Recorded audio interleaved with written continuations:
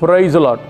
ஆண்டவரும் அருமை இரட்சகருமாகிய இயேசு கிறிஸ்துவின் நாமத்தில் நான் உங்களை வாழ்த்துகிறேன். மறுபடியுமாக கர்த்தருடைய பரிசுத்தமுள்ள சன்னிதானத்திலிருந்து கர்த்தருடைய பரிசுத்தமான வார்த்தைகள் மூலமாய் உங்களை சந்திப்பது மிகுந்த மகிழ்ச்சி. ஆண்டவருடைய பெரிதான கிருபையினால இந்த வாரம் நாம் தொடர்ந்து தியானிக்கும்படி கர்த்தர் நம்மோடு கூட இடைப்பட்டு வருகிற காரியம் கரைந்து போகிற வாழ்க்கை.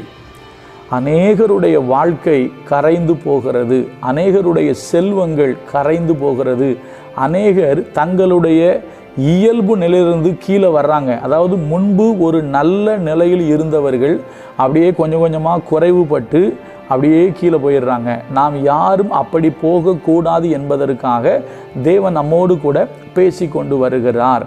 நம்ம நேற்று தினத்தில் பார்த்தோம், யாருடைய சம்பத்து இல்லாமல் போய் கர்த்தருடைய கோபத்தின் நாளிலே கரைந்து போகும் என்று நம்ம பார்த்தோம். ஏன்னா சிலருடைய சம்பத்து கரைந்து போகும் என்று கர்த்தர் சொல்கிறார். இந்த உலகத்தில் நான் மறுபடியும் சொல்கிறேன், அநியாயமாய் சொத்து சேர்த்து லஞ்சம் வாங்கி பிறருடைய பொருளை அபகரித்து நியாயம் இல்லாமல் சம்பாதித்து நீங்கள் சேர்த்து வைத்தால் அது கொஞ்சம் வருஷத்துக்கு நல்லா இருக்கும். ஆனால் ஒரு தலைமுறை 2 தலைமுறை அப்படி இந்த தலைமுறைகள் மாறும்போது அநியாயமாய் சேர்த்து வச்ச எல்லாமே கரைந்து போய்விடும். சரிங்களா? அது இல்லாமல் போய்விடும். இதை நம்ம நேற்று பார்த்தோம். இன்றைக்கு சங்கீதக்காரன் தாவீது ஒரு காரியத்தை சொல்கிறாரு. அது என்னங்கிறத பார்த்துட்டு நம்ம நிறைவு செய்வோம். நான் வாசிக்கிறேன் பாருங்க. முதலாவது சங்கீதம் 58வது சங்கீதத்தில் 8வது வசனத்தில் ஒரு முக்கியமான ஒரு வார்த்தையை அவர் பயன்படுத்துகிறார். என்ன வார்த்தை தெரியுமா? நான் படிக்கிறேன். கரைந்து போகிற நத்தையை போல் ஒளிந்து போவார்களாக. அதுக்கப்புறம் இன்னொரு காரியம் இருக்குது, நான் இப்போ அதுக்குள்ளே போகல. ஏன்னா நமக்கு கொடுக்கப்பட்ட கான்செப்ட் என்ன அப்படின்னா, கர்த்தர் நமக்கு சொல்கிற செய்தி என்னென்னா கரைந்து போய்விடக்கூடாது. அதைத்தான் கர்த்தர் நம்மகிட்ட பேசுகிறாரு. அப்போ இங்கே ஒரு குறிப்பிட்ட மனிதர்களை பற்றி தாவீது சொல்லும் பொழுது, ஆண்டவரே இவர்கள் கரைந்து போகிற நத்தையை போல ஒளிந்து போவார்களாக என்று தாவீது சொல்கிறார். சரியா? அப்போ நீங்கள் நல்லா கவனிக்கணும், யாரை பற்றி இந்த வார்த்தையை அவர் சொன்னாருங்கிறத நம்ம பார்க்கணும். இப்போ நத்தையை பற்றி கரைஞ்சு போகிறத பற்றி நீங்கள் பார்த்தீங்கன்னா நீங்கள் ஒருவேளை அதை குறித்ததான சில பாடங்களை நீங்கள் படிக்கலாம். நத்தையினுடைய ஓடு கெட்டியாக இருக்கும், உள்ளுக்குள்ள இருக்கிற அந்த இது இருக்கு இல்லையா, அதனுடைய சதை, அந்த நத்தை அது ரொம்ப பொதுக்குன்னு தான் இருக்கும். அது ஒருவேளை இறந்துருச்சு அப்படின்னா அந்த தண்ணியெல்லாம் அப்படி போயிடும். ஏன்னா நத்தையினுடைய உடலில் நீர் சத்து தான் அதிகமாக இருக்குதா, நீர் தான் அதிகமாக இருக்குமா, அது என்ன ஆயிரும்னா அப்படியே உடனே கரைஞ்சி போயிடும். சரிங்களா? மனிதனுடைய உடம்பு இல்லை ஒருவேளை ஒரு மிருகத்தினுடைய உடம்பு, அந்த உடம்புலேருந்து உயிர் போச்சுன்னா அது இதாகி வர்றதுக்கு லேட் ஆகும். ஆனால் நத்தை முழுவதும் தண்ணீரால் அதனுடைய உடம்பு அதிகமாக தண்ணீர் இருக்கிறதுனால அது அப்படியே கரைஞ்சி போயிடும். இப்போ இவர் சொல்கிறாரு, ஆண்டவரே நத்தையை போல கரைந்து ஒளிந்து போவார்களாக அப்படிங்கிறாரு. நத்தை ஓடு ரொம்ப நாளைக்கு இருக்கும், ஆனால் நத்தை இருக்கிற உடம்பு உடனே அப்படியே கரைஞ்சி போயிடும். இன்றைக்கி அப்படி சிலர் போவார்களாக, கரைஞ்சி போவார்களாக, ஒன்றும் இல்லாமல் போவார்களாக என்று சொல்லி தாவீது சொல்கிறாரு. அப்படி அவர் யாரை சொல்கிறாரு, யாரை பார்த்து இந்த வார்த்தையை அவர் பயன்படுத்தினார் கொஞ்சம் பார்க்கலாமா? மேலே படிக்கிறேன் பாருங்களா. அதில் 4ஆம் வசனமும் 5ஆம் வசனமும் படிக்கிறேன். சங்கீதம் 58:4-5. சர்ப்பத்தின் விஷத்திற்கு ஒப்பான விஷம் அவர்களில் இருக்கிறது. முதல் காரியம், அவங்கக்கிட்ட என்ன இருக்குதான், சர்ப்பத்தின் விஷத்திற்கு ஒப்பான விஷம். ஏன்னா மனுஷனுடைய நாக்கை பற்றி போட்டிருக்கு, அது பொல்லாங்கு உள்ளது, விஷம் நிறைந்தது, நாவு நெருப்புன்னு பைபிள் சொல்லுது. சர்ப்பத்தின் விஷம் அவர்கள் நாவின் கீழ் இருந்ததுன்னு போட்டிருக்கு. இன்றைக்கி சிலருடைய நாவு இருக்குது பார்த்தீங்களா, விஷம் மாதிரி பேசுவாங்க. சிலருடைய நாவில் விஷம் இருக்கும், அவங்க பேசுகிற பேச்சு விஷமத்தனமாக பேசுவாங்க. நம்ம ஊரில் சில அரசியல்வாதிகள் பேசுவாங்க தெரியுமா, ரொம்ப விஷமத்தனமாக பேசுவாங்க. சில அரசியல்வாதிகள் மத கலவரத்தை தூண்டுவதற்காக, ஜாதி கலவரத்தை தூண்டுவதற்காக விஷமத்தனமாக பேசுவாங்க. ஒரு சில அரசியல்வாதிகளை இந்த நாடு அறியும். அவங்க பேசுனாங்கன்னா உண்மையில சொல்கிறேன், அவங்க நாக்கில் விஷம்தான் இருக்குது. அதே போலவே சில கிறிஸ்தவர்களும் பேசுவது தான் வேதனை, சில குடும்பத்திற்குள் பேசுவது தான் வேதனை. நீங்களும் நானும் விஷத்தோடு பேசக்கூடாது. விஷத்தை கக்குவாங்க சில பேர் பேசுனாங்கன்னா. அந்த விஷம் நம்மகிட்ட இருக்கக்கூடாது. 2வது கீழே போட்டிருக்கு, பாம்பாட்டிகள் வினோதமாய் ஊதினாலும், அதை போட்டிருக்கு பாருங்களா, படிக்கிறேன் 5ஆம் வசனம்.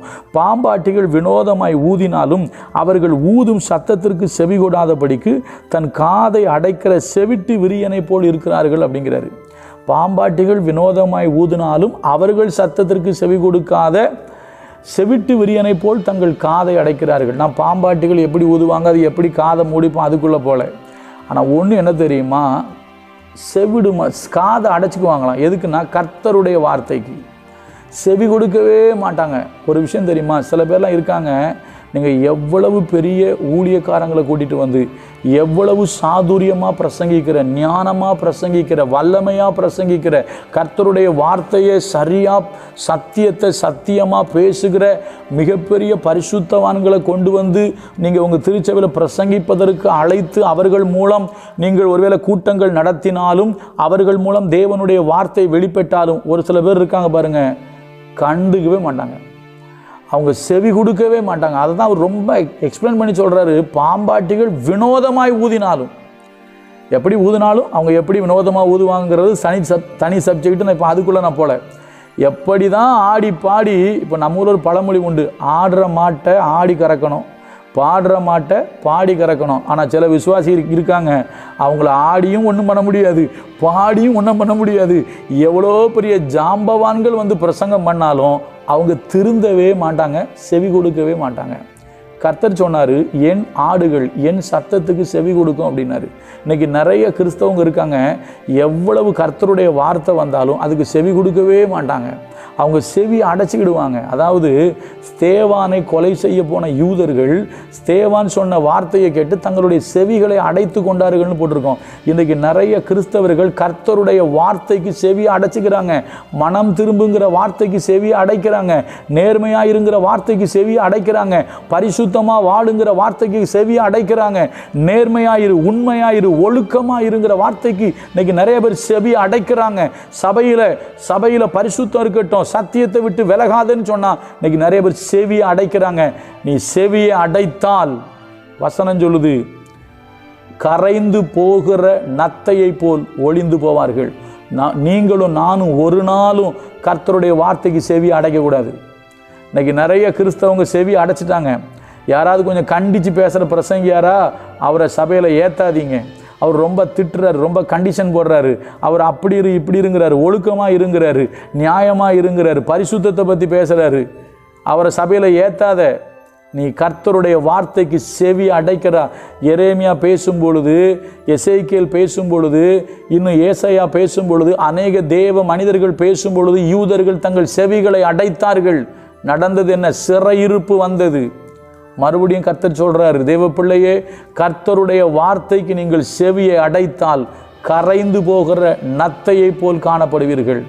நீங்களும் நானும் எச்சரிக்கையா இருப்போம், கர்த்தருடைய வார்த்தைக்கு செவி கொடுப்போம். கர்த்தர் நல்லவர், அவர் கிருபை நம்மேல் என்றும் உள்ளது. God bless you.